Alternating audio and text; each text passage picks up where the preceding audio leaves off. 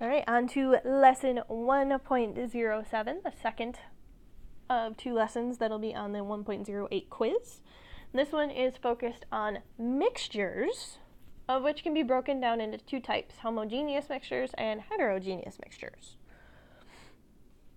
So we talked about pure substances, which are compounds and elements, and they cannot be broken down by physical means, whereas a mixture is something that can be broken down by physical methods. All right, so mixtures are really, you take two pure substances and just mix them together. All right, they're not bonded to each other, they're just kind of existing in the same space. So things that you would have a recollection with is sugar water. All right, so sugar water, you put sugar in water and then you drink it. What does it taste like? I'm hoping you're saying sugar. All right, so you know the sugar is still in there. The sugar is still itself, it's still sugar. All right, and the water is still there because you can see that. So it's a mixture. All right, the sugar and the water are interacting in the same space, but they are not bonded to each other. So we could use a physical method, such as evaporation, to separate them again. Right? If you evaporate the water, the sugar will be left behind. All right, another kind of just simple example would be, think about M&Ms. All right, there's all different kinds of colors. Red M&Ms and orange M&Ms, you could easily separate them, but they are mixed together, taking up the same space. All right. So, moving on from the definition of a mixture, there's two classifications of mixtures that you want to be able to distinguish. First is a homogeneous mixture. All right, that prefix homo means same. All right, if you remember from like homozygous traits, they had the same letter, whereas heterozygous traits had different letters. Like homozygous would be big T, heterozygous would be big T, little t. Something like that. All right, so homogeneous mixtures, they are distributed evenly, which makes them look the same throughout. All right, so like our example of sugar water. You stir the sugar in there, it looks like it disappears, but really what it is you've got water molecule next to a sugar molecule, next to a water molecule, next to a sugar molecule, next to a water molecule, next to a sugar molecule, and they are just evenly distributed throughout. All right. If you've ever put maple syrup on pancakes, it's another homogeneous mixture. All right, you know a bunch of stuff is in there. It's sweet, so there's got to be some sugar in there. It's brown, so whatever causes the brown color is in there. All right, but it looks the same throughout. You can't see the individual pieces. All right. Air is another really common, really something you have definitely experienced, sort of homogeneous mixture. Right, you can't tell which part of the air has the oxygen versus which part has the carbon dioxide versus which part has the nitrogen. All right. I mean, if it wasn't homogeneous, you could walk through a room and suddenly hit a pocket that doesn't have oxygen and you'd suffocate. That'd be horrible. Brass is another one. It's a combination of tin and copper, I believe. All right. But you can't tell. Tin would be silver, copper is where the kind of the gold color comes from, but it looks gold throughout, so there's obviously an even distribution of the two things. So homogeneous mixtures look the same throughout. You can't see the individual parts of the mixture separate from each other. Whereas a heterogeneous mixture, you can see the different parts. All right? So spaghetti and meatballs, you can see the meatballs, you can see the spaghetti, you can see the sauce, and you can tell that you can see what different components are in that mixture. All right, so that's why it's heterogeneous. So again, hetero means different. All right, same thing with a water and oil mixture. All right, first off, they form layers. So they don't even really like being mixed together, but if you were to stir this up, you'd see little like bubbles of oil inside the water. You'd still be able to see the different parts. All right, so if you can actually see what's in the mixture and be able to identify them just looking at your mixture, then it's heterogeneous. If your mixture looks the same throughout and you can't tell what things are in there, then it's homogeneous. So, some quick practice with this. All right, go ahead and pause the video, read through these, try them on your own, and then start it back up, and we will go over the answer.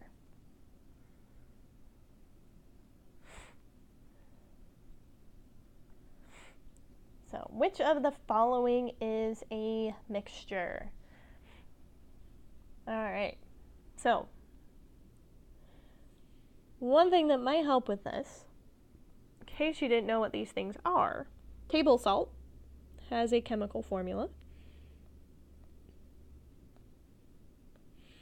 So if this one was tricky, I bet it won't be so tricky after this. So table salt is NaCl. Water has a formula of H2O. Graphite is another word for carbon. And then soil, I mean, just kind of picture soil. There's dirt, there's rocks, there's worms. There's all sorts of other things in the soil. So, if it's not obvious now, the right answer is soil, all right? You can tell that there are different types of things in there, and even better, since you can tell the different types of things in there, what kind of mixture is this? Hopefully you are thinking heterogeneous. All right, next one. Which of the following is a mixture? So oxygen, nitrogen, air, and carbon dioxide. So if you didn't remember this just as being an example in a slide earlier, you could also sit there and be like, well, oxygen I know is on the periodic table. That has a symbol of O. Nitrogen I know is on the periodic table. That has a symbol of N. And I'm assuming you guys are familiar with this, but carbon dioxide has a formula of CO2. So again, if it's got a symbol or a formula, that's going to be a pure substance. Air, on the other hand, if you think about it, that's what surrounds you. It's got oxygen, it's got all three of these things in there. It also has other things in there, like hydrogen. Yeah, that's not on my list. Or smog, or things like that. All right, so air is your mixture here. All right, so now we have a list of things that are all mixtures. All right, and then now the question is which of the following is a homogeneous mixture? All right, this isn't a trick question. They're not trying to get you to everything on here is a mixture. So now we gotta sit there and kind of think it through. Which of these do I know looks the same throughout, meaning I can't tell that there are different things in it, different pieces to it. All right, so cement. You sit there and you think about a sidewalk, right? You need, especially if you like bend down, look really close at it, you're going to see different specks of things, all right? So cement, not homogeneous. That's a heterogeneous mixture. You can see the different components that are in there, all right? Sand. So if you think about being on the beach, the sand, right? If you're looking at it from far away, it can look kind of the same. But again, if you get up nice and close, there's going to be rocks in the sand. There might be shells in the sand. There might, if you look at the individual sand particles, some of them are different colors. They're made out of different things. So sand is not a homogeneous mixture. Ink.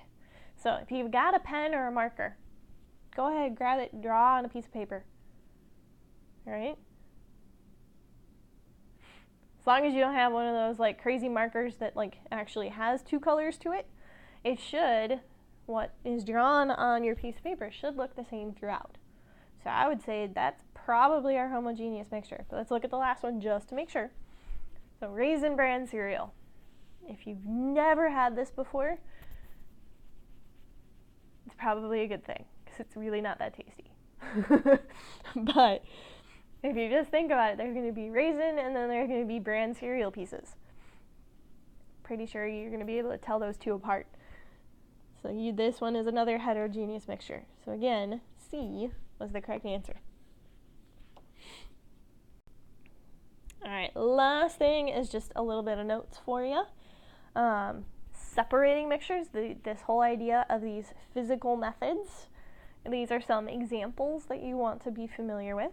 All right, so filtration is something I'm sure you have done before. Separates liquids from solids or big pieces from little pieces. If you've ever poured if you've ever made pasta or watched someone make pasta and watch them pour it through a colander to get the water out and separate the pasta, that's filtering. If you've ever made coffee, all right, you sit there, you run the water through the coffee grounds, and then you let the water go through, but you keep the coffee grounds in the filter. That's filtration.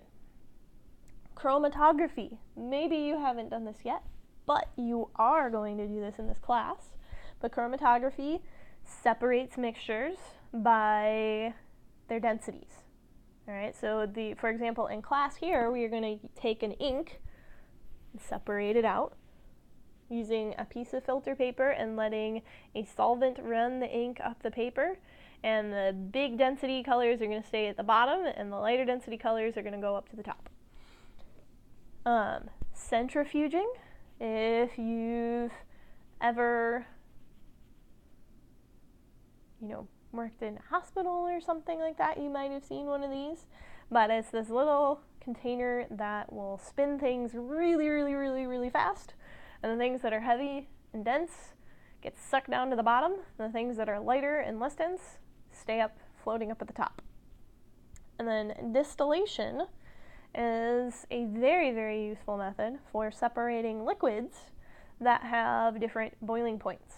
All right, and there's simple distillation, so if there's a big difference in their boiling points, pretty much you just boil off the first one, and then you've got your pure substance left behind.